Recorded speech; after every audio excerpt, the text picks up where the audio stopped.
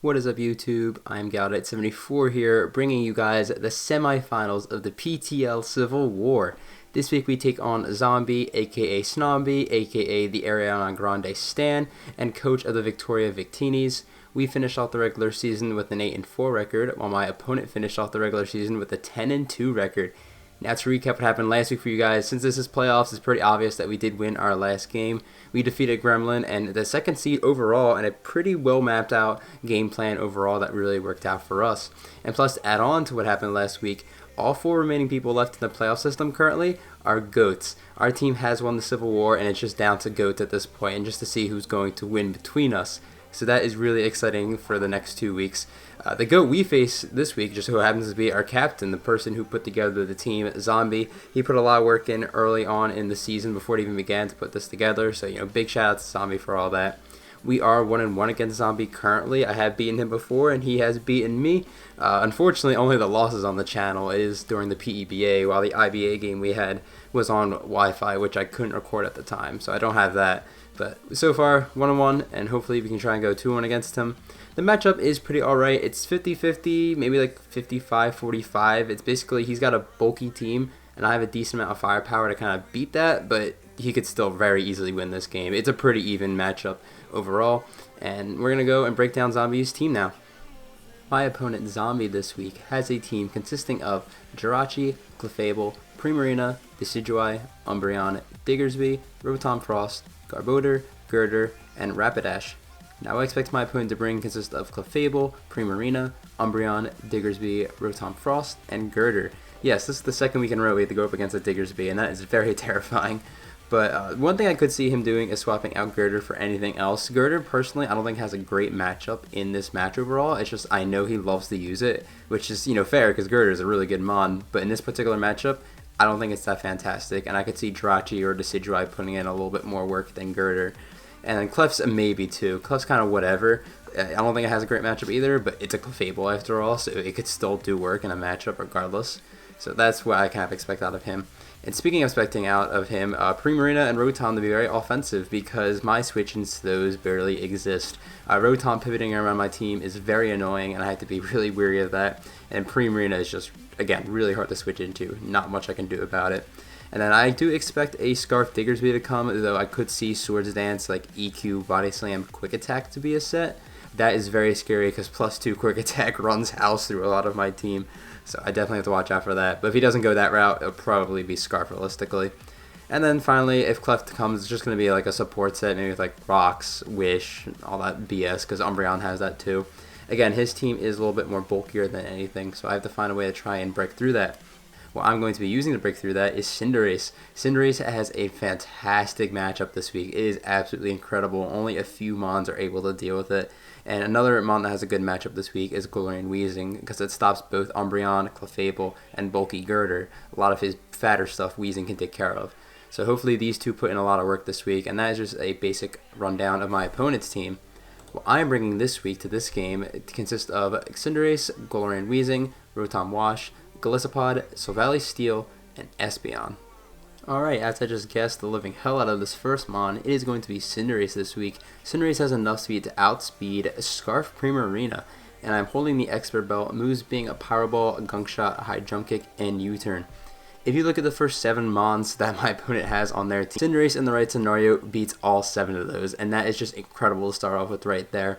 Expert Belt was amazing this week just because the coverage that Cinderace gets in its move pool is going to be really helpful this week, as Gunk Shot is going to be key to hitting stuff like Primarina, which basically OHKOs unless it's defensive, which it shouldn't be in this matchup, and does a lot to Clefable, Pyro Ball for Decidueye, Jirachi, and Diggersby as well. And I have High Jump Kick for Umbreon. I know Umbreon likes to run Protect, and Clefable, I don't want to click High Jump Kick in this game, but if I have to, it's going to do a decent chunk to Umbreon. It does over half to a defensive one, I know that. And then U-Turn just for general pivoting momentum and stuff. Cinderace, again, hits very hard. The one thing I could see him doing, which is kind of whack, is either the bulky Girder or the Rapidash being Flash Fire. I can't quite deal with Rapidash immediately if it is that, though I don't really see Rapidash coming at all. But it was just a possibility that ran through my mind. Bulky Girder can sort of take this on, so I do have U-Turn just to wear that thing down a bit.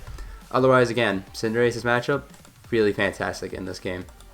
Second up, and another really good matchup for this mon, it is Galorian Wheezing. This is pretty bulky with a little bit of speed with the Black Sludge, and I have Neutralizing Gas this week. Moves being a Strange Theme, Venoshock, Toxic, and Taunt. Venoshock was kind of a weird tech here, but at least it hits the Clefable really hard if I can Toxic it. Even if Magic Guard is a thing, and Venoshock's going to be doing a lot of damage. Taunt is there to stop like Umbreon. It completely shuts that thing down. That's why I ran a little bit of speed on this. That's right now. Taunt is just really good in general for stopping his bulk, and then Strange Steam is pretty spammable. Jirachi is sitting right there and is looking like a free switch in, so that is a little bit of a problem if Jirachi does come. But otherwise, Wheezing has a pretty good matchup against his bulk, and that's what mainly Wheezing is here for, to kind of disrupt my opponent from like wish passing and stuff and all that, you know, whatever stuff. And it's a really good switch into Girder as well. That is Galorian Wheezing. Third up is going to be our defensive pivot this week. It is Rotom Wash. I have a decent amount of speed with a little bit of bulk, and I have the Rocky Helmet. Moves being Volt Switch, Hydro Pump, Light Screen, and Pain Split. Didn't need Thunderbolt this week. Hydro Pump hits the Diggersby. I can Volt around his team because everything else is at least hit by it. Light Screen is for the Primarina if I really need to switch in late game, because again, that thing is very scary to switch into. And then Pain Split just to stay somewhat healthy, because I do want Rotom to stick around. The longer it sticks around, the better it is for me. So if I can stay healthy while chipping things down, and plus he's got a lot of bulk as well. So like Umbreon's got what, like 100 HP, Clefable's got 95. I can get a lot of HP back just because Rotom's HP stat is so low. So Rotom is going to be pivoting around a lot in this game. Fourth up is going to be Golisopod. Golisopod has enough speed to outspeed, I think, 12 speed Umbreon. First impression, Leech Life, Aqua Jet, and Spikes are the move, and I have Silver Powder this week. Golisopod is really good to making sure that none of his setup gets out of hand. If he does bring Swords Dance Diggersby, this does sort of stop that. Decidueye, Swords Dance, or a Nasty Plot if that comes. Umbreon, this is supposed to deal with Umbreon offensively every time, and all that good stuff. He does have 2 fairy types and one that resists all my attacks, which again is a little bit scary. Primarina is very hard to deal with, but if I can hit that thing with first impression, it's going to do a solid chunk if it's offensive. It does like 35 to 40%, and that's a pretty good chip to me. And that's basically Golisopod's job, is to disrupt any setup on his team from an offensive standpoint, and maybe set up spikes if I get the opportunity to. That is Golisopod. Fifth up is going to be Savali Steel. This is a Spadef pivot with enough speed to outspeed Diggersby. Moves being Parting Shot, Defog, Multi-Attack, and Crunch. I didn't have Defog originally, but just in case that like T-Spikes on Garbodor came, I wanted to be able to get rid of those because those are a little bit annoying for my team. Multi-Attack is pretty spammable. This beats the Clefable. It does a lot to Primarina, and this is a nice switch into Jirachi, because unless Jirachi is running something like Aura Sphere on the special side, or whatever it gets on the physical side, I don't even know. Crunch is going to hit it for a decent amount of damage there. And then Parting Shot just for general momentum overall, because his team is a little bit slower. So Valley Steel is nice for that. And then finally we have Espeon. Espeon is holding the Assault Vest, enough speed to outspeed Rapidash. Moves being a Psychic, a Shadow Ball, a D-Gleam, and a Psyshock. This was just kind of a throw-in mon for the last slot. I realized that my team was a bit struggling to deal with Girder from an offensive standpoint, so I decided to throw Espeon on the team there in the end. It doesn't give too much free switch-ins except for the Umbreon, of course, which I have a decent amount of ways to deal with already, so I felt like taking that trade would be kind of worth it. And I didn't want to lock myself into one move, so I decided to go with the Assault Vest just to take maybe a hit from Primarina a little bit better, or the Rotom Frost a little bit better. And that's basically Espeon's job in this game. And that is going to be it for the team builder. I really hope that didn't glitch, because I actually really enjoyed that right there. Any other notes I have written down? Again, Diggersby is a little bit scary. Primarina is hard to switch into.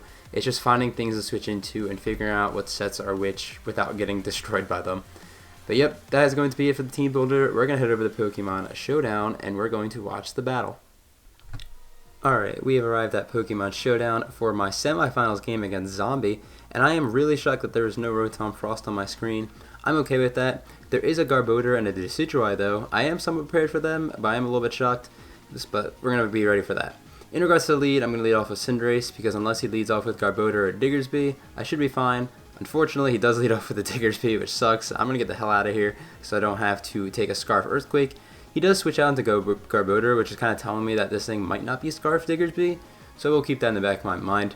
He makes another switch into the Decidueye, which is quite fine with me, because now I get the basic ideal turn 1 that I wanted as I go out in the Cinderace, and now I can just click Pyro Ball for free and just see what my opponent's switch in is to this thing. As Garbodor is going to be the switch of choice. It takes a solid chunk. It takes 48% from Pyro Ball, telling me that this is like max HP, max defense, but it is weak armor, so that does kind of throw me off guard. I'm going to Sylvalia and Steel, not trying to take a hit yet as they go for a gunk shot. That's good, I can just fire off a multi-attack now as they put up a spike. A little bit annoying, but luckily for me, I get a pretty high roll for this multi-attack and knock out Garbodor, so it doesn't get a second layer up. So that's cool for me. Garbodor's down, Diggersby comes out, and I'm going to stay in as they actually are Scarf U-turn. They Scarf U-turn. I didn't think my click Earthquake there, and if they did, I'd rather lose Sylvalia than anything else. So that worked out marvelous for me. I actually parting shot out as Umbreon comes out. And this is a good situation to be in because now I can bring out the Weezing. I go a little bit more defensive, and I'm going to fire off a Toxic. Jirachi's most likely going to come in, but at least I know the information that Diggersby is now Scarf. That is important for a little bit later on, as Jirachi does come out on the Toxic, so I basically kind of lost all the momentum I had gained there. That kind of sucks, but now I'm going to go out onto Rotom. It's meant to sort of deal with Jirachi. Unfortunately, this is a special Jirachi. It's meant to take on a physical one, but luckily I do take 2 Psychics anyway, and I can just Pain Split back up since all of his Mons are at full. I can get a lot of health back, so that's pretty nice.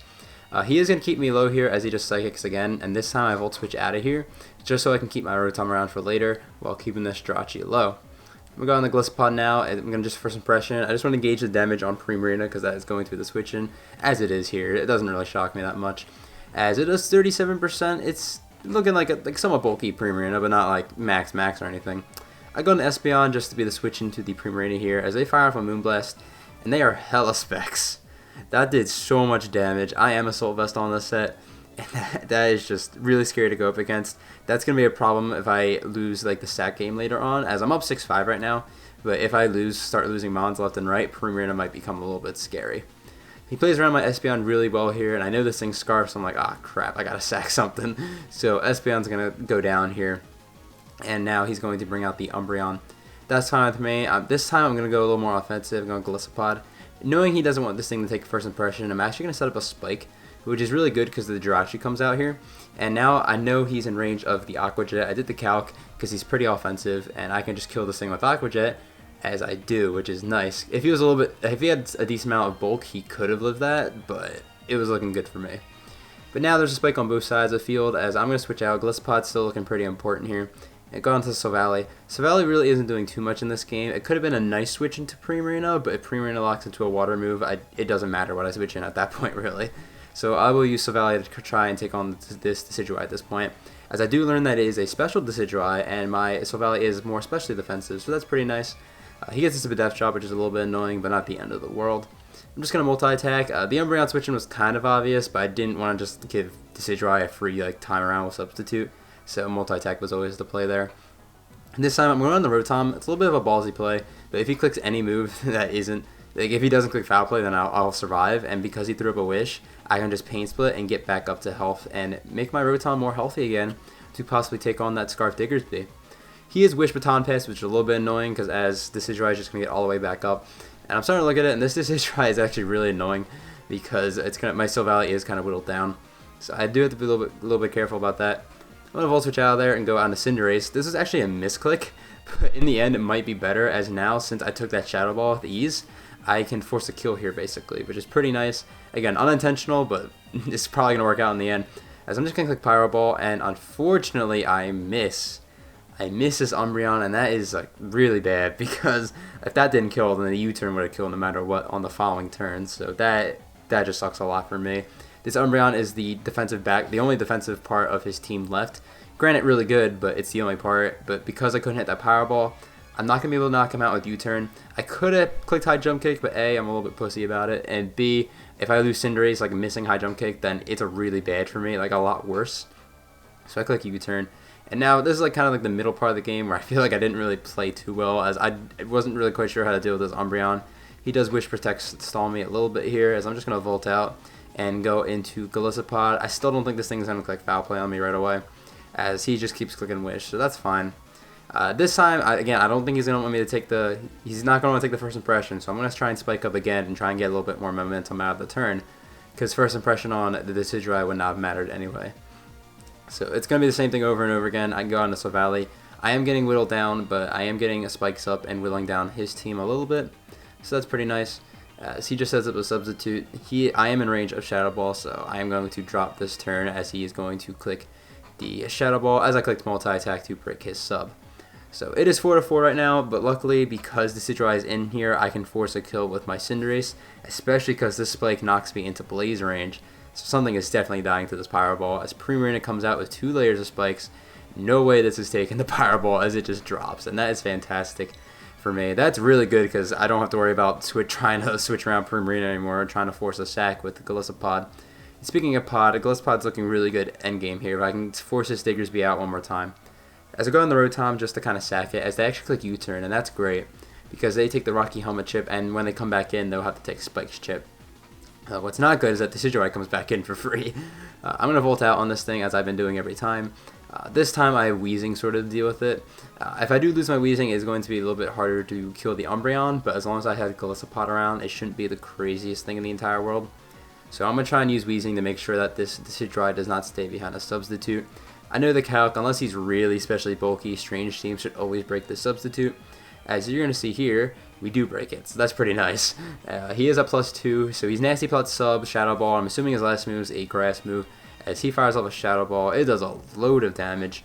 As I just fire off another Strange Team. I could have clicked Toxic, but if he stopped there, then it would have been really bad.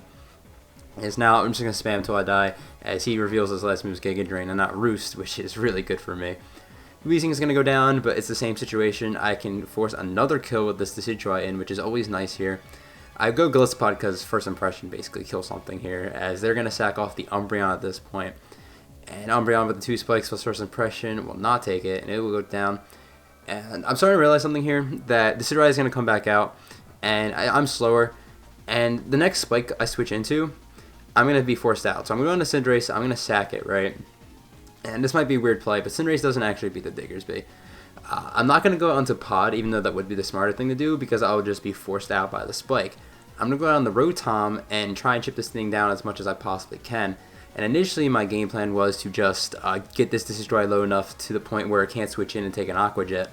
But unfortunately, I did not calculate the Giga Drain damage it would be getting back from Rotom and Cinderace. So now I'm just like, oh crap, I need to make a prediction here. I'm down to my Pod, right? What I think he's going to do is switch into the Diggersby to sack it to the first impression, so he could come back with the Decidueye and knock me out with Giga Drain. So does he switch out?